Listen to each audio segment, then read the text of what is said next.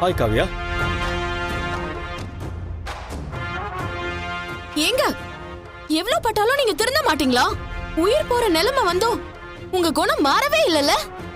இப்ப எதுக்கு என்ன கடத்திட்டு வர சொன்னீங்க? என்ன நினைச்சு இதெல்லாம் பண்றீங்க? என்ன சொல்ற காவியா? கடத்திட்டு வந்தாங்களா? சும்மா ஒண்ணும் தெரியாத மாதிரி கேட்காதீங்க.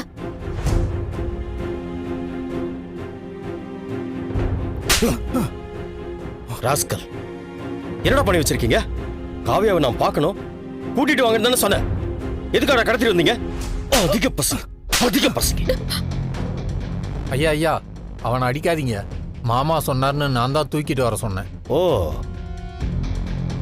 அவரு வேலையா?